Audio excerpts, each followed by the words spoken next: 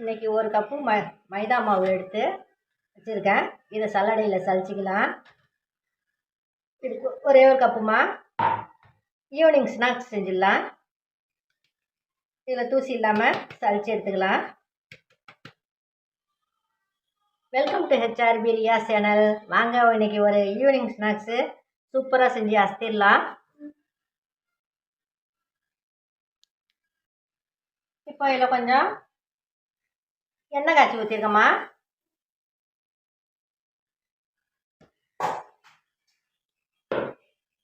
இது ரொம்ப பெருசாக ஒன்றும் செலவுலாம் கிடையாதுமா. எண்ணெய் காய்ச்சி ஊற்றிருக்கு.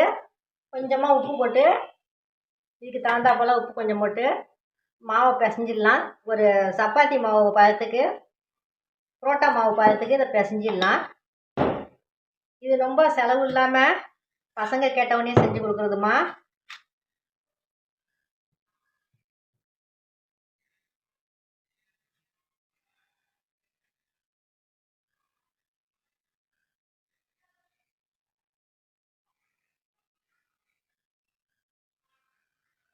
இந்த வறுத்து இது செஞ்சாக்கா பசங்க கொடுக்க பத்தாதுன்னு இன்னும் பத்தாதுன்னு வாங்கி சாப்பிடுங்க. எல்லோரும் நல்லா இருக்கீங்களாம்மா?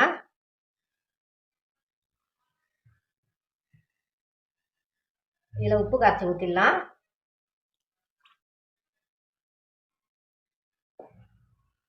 பிசைஞ்சிட்டு காட்டுறோம்மா. இந்த அளவுக்கு தின்னா பிணைஞ்சிக்கங்க. ஒரு கப்பு மாவு போட்டதுக்கு இதுக்கே போதும். சாயந்தரம் ஸ்நாக்ஸுக்கு உங்களுக்கு தேவையான மாவு போட்டுக்கோங்க.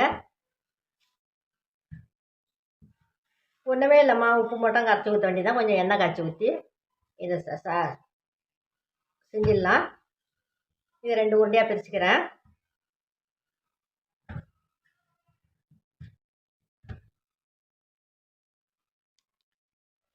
இப்போது இந்த பூரி கட்டையில் இதை நல்லா தேய்ச்சி எடுத்துக்கலாமா. இந்த அளவுக்கு இந்த மொத்தத்துக்கு தேய்ச்சா போதும். இதை ஒரு கத்தியால் அறுத்துடலாம்.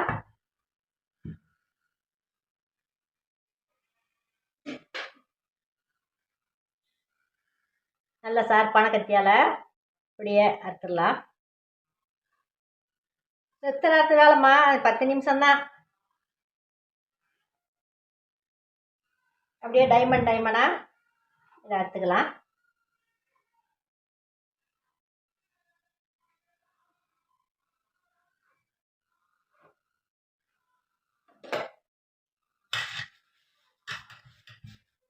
இப்போ இதிலே எடுத்து வச்சிடலாமா.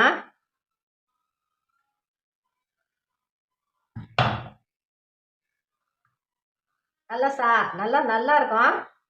பசங்க விரும்பி சாப்பிடுவாங்க. ஒரு உருண்டைக்கே இவ்வளோ வந்துருச்சுமா.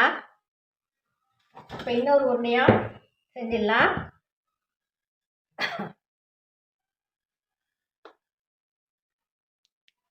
இப்போது இது 2 தட்டுக்கு வந்துருச்சுமா. இந்த ஒரு கப்பு மாவு 2 தட்டுக்கு வந்துருச்சு. இதை இப்போ வறுத்து எடுத்துடலாம் எண்ணெயில். நல்லா சூப்பராக முறுமுறுண்டு நல்லா சுவையாக இருக்குமா. எண்ணெயில் வறுத்து எடுத்துருவான். இப்போ ஒரு கடாயில் எண்ணெயை சூடு பண்ணியிருக்கோம்மா. இதில் அப்ளை பண்ணிடலாம். எண்ணெயும் உரியாதுமா. பார்க்கறதுக்கு நல்லா பொசுண்டு. பார்த்தோடனே குழந்தைங்க எடுத்து சாப்பிடுவாங்க. ஈஸியான முறையில் இந்த மாதிரி பசங்களுக்கு செஞ்சு கொடுங்க. அடுப்பை கொஞ்சம் சிம்மில் வச்சுக்கோங்க. அப்போ தான் நின்று வேகம்.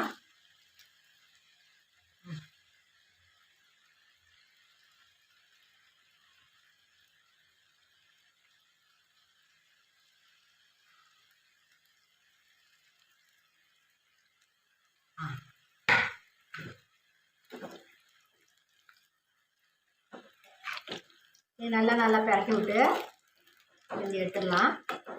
வேகட்டும், ஒரு 2 நிமிஷம் வேகட்டும்.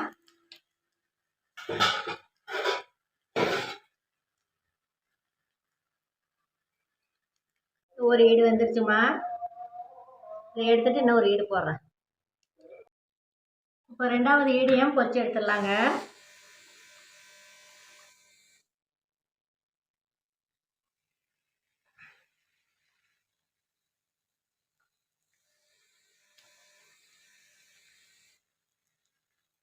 அடுப்பு கொஞ்சம் சிம்மில் வச்சு போட்டாக்கா ஒத்தா மாதிரி வந்துடும்.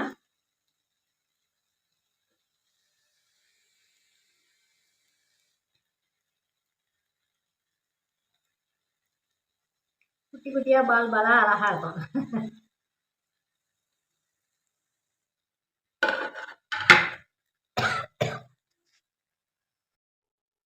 ஒரே ஒரு டம்ளர் மாவில் எவ்வளோ கிடச்சிருக்கு பாருங்கள். இப்போ வந்து சீனியை கொஞ்சம் ஒரு 2 கரண்டி சீனியை பொடி பண்ணி வச்சுருக்கேன். லேசு குறப்பாக இதை இதில் சேர்த்து விடலாம். நல்லா சுட சுட இருக்கக்குள்ளே இந்த சீனி கொஞ்சம் தூவி இதை அப்படியே குடிக்க விடணும். அதனால்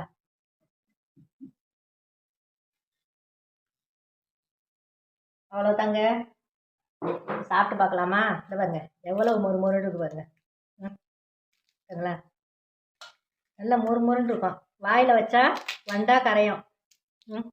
வெண்ணெய் கரையிற மாதிரி கரையும் பாருங்க. இந்த வீடியோ பிடிச்சிருந்தா லைக் பண்ணுங்கள், ஷேர் பண்ணுங்கள், சப்ஸ்கிரைப் பண்ணுங்கள். இன்னொரு வீடியோவில் சந்திக்கிறேம்மா.